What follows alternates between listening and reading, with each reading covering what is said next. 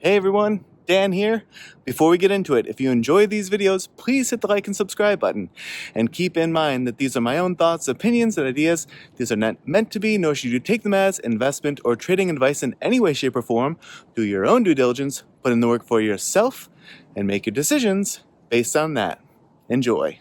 All right, folks, today we're going to take a look at using EMAs for intraday trading. Now, I put out a video about EMAs and my setup for day-to-day trading, meaning using the daily, the one-day time frame.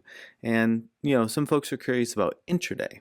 And yes, still works intraday. And it's the same concept. So let's sort of just see what it looks like and go over it. Now I'm going to use Tesla here just because on shorter term time frames there's enough volume and enough price action that it still is, it doesn't get like super choppy looking, right? Which some stock charts just do when the volume is thin intraday. But I typically look at the 10-minute and the 3-minute. And so if I want to be sort of on the more conservative side, what I'll do, I actually think it oftentimes works out better, is I will look for my buy signal on the 10-minute, and then I'll look for my exit signal on the 3-minute. So, we could see what that would look like on Tesla today. But here, oh, did I move off today? Okay, here's today. So what I'm looking for, now here's my setup. I have these 4 EMAs that I'm looking at. You don't have to use these 4. You don't have to use 4 at all. I would typically say you probably want at least 2. So you can look for some kind of a crossover. There's people who use the 20 and the 50, people that use the 5 and the 10. I use the 8, 21, 34, and 183. To me, the 183 is just there for longer term trade experience. So in other words, just knowing that I have one longer term EMA in here to give me just a general sense of is this getting into bullish or bearish territory is helpful for me, especially if I'm looking here, last trading day, for example, you see how sticky it gets at the 183, and it sort of pinned itself close to it into close, but couldn't hold it. And then it gapped down and then came in today. It was still within striking distance, obviously, but it came in and that's where it had its second pullback, right? It wicked off, pulled back, and the second one was after it tried to punch through again, pulled back again. So it kept pulling back, right? And now it had pulled back to the 183 again, and now late in the day is pulling back to the 183 again. So, knowing that is sort of a tendency for it as it's nearing this 183 EMA to struggle to get through it and then to test it, retest it, even once it's above it. Maybe it gives you an opportunity to say, okay, we're sort of extended right up here. Maybe say we're sort of extended far above the 8 EMA, my short term, but we're also extended quite far now from the 183. Maybe it's a good time to just lock in my profit, right? That's not a bad concept to have in your bag, but let's back this up and just talk about the strategy. So what I'm looking for here is a short-term EMA bullish crossover. This is if I'm going long. If I'm going short, then just reverse it, right? I'm looking for a bearish crossover. What I mean by that is this is a fully bullish formation for the short-term EMAs. The 8, which is the shortest term, is on top. The 21, which is the next shortest, is in the middle. The 34, which is the least shortest of the short term, is on the bottom. That's fully bullish formation. And then once those punch up above the 183, then they're all in a bullish formation, right? Here, they're all in a bullish formation, including the 183. So this is fully bearish formation, right?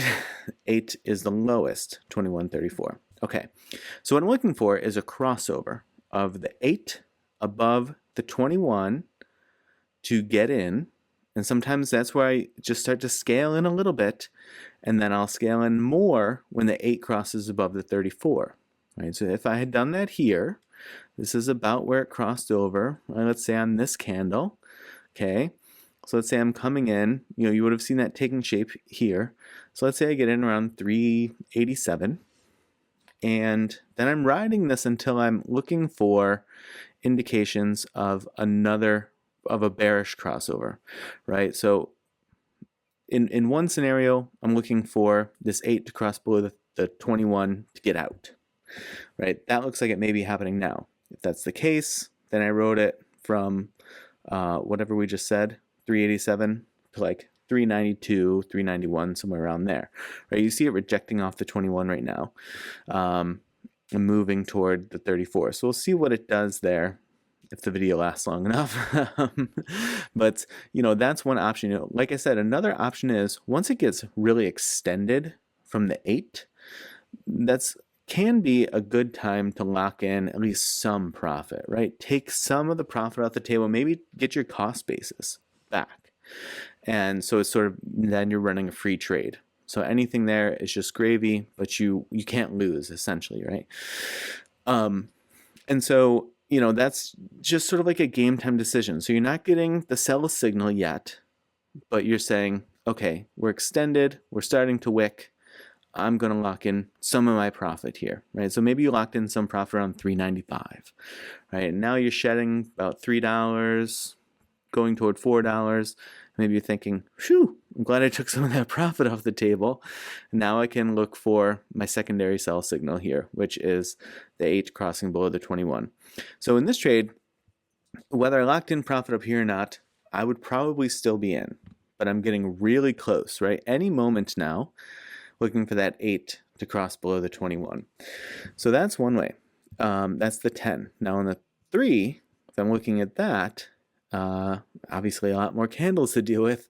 And you can see here, you're getting a lot more crossover. So here you're going to have to determine, like you're using the 3 because you're going to get in and out a lot faster, right? Because here you would get punched back out. So you'd get the crossover basically at open here, right? So let's say you get in 383 and you're riding this, and even on these big dips, right, where you're really close to like back to break even, or you've lost definitely a lot of profit you had up here, you would still be in if you're actually playing the sell signal of the 8 needing to cross over. You wouldn't sell until here. So if you do that, you got like this candle here, and you're at like 388. Okay, so you took that from about 383, 388.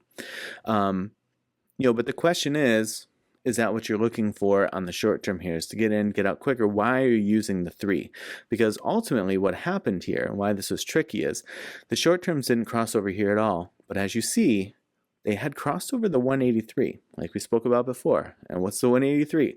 It's strong resistance, but it's also strong support.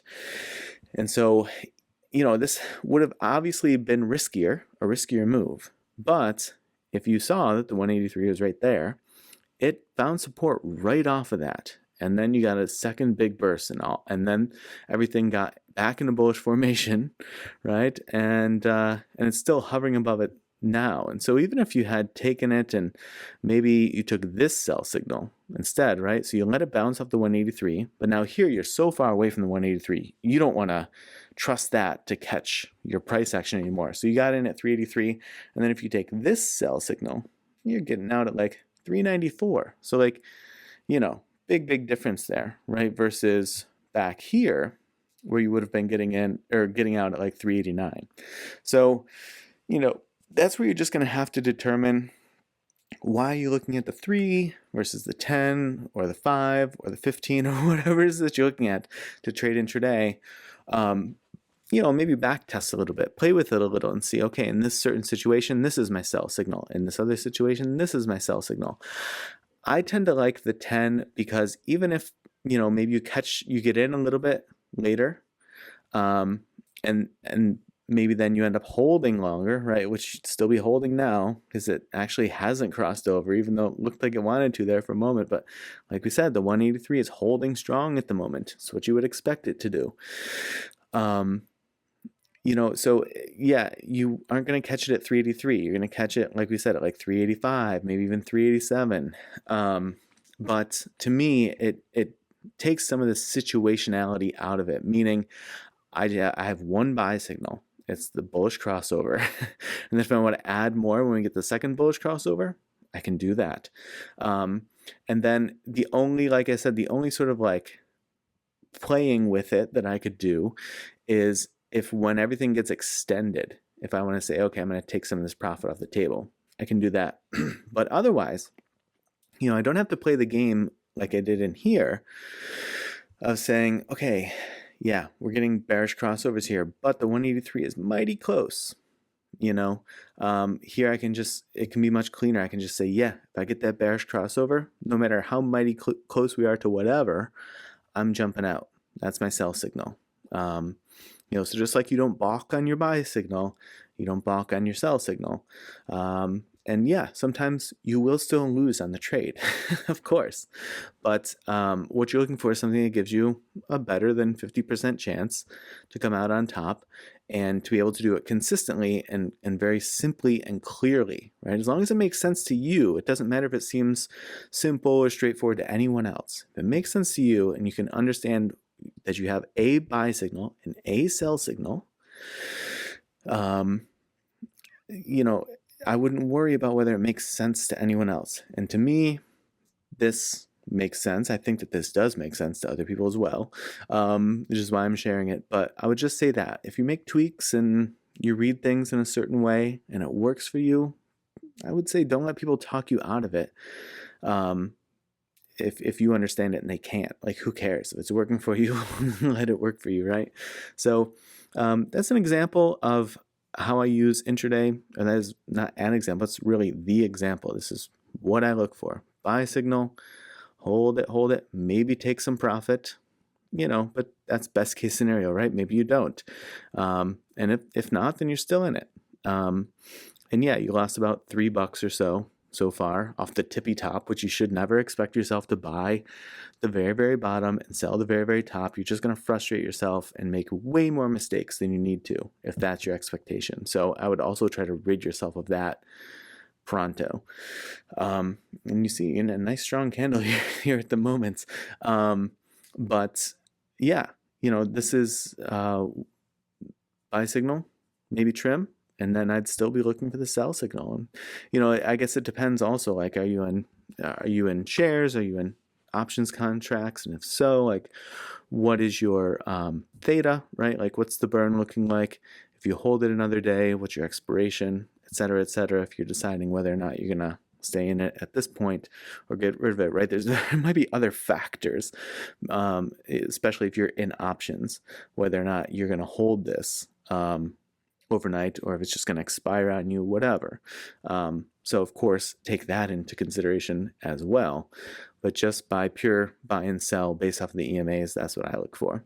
All right, now I'm just droning on and on and on. So I'm going to clip it here. But I hope that this was interesting for some of you. If you have any questions or whatever, feel free to leave it in the comments. I could always try to address it in another video. And as always, I will see you in the next video.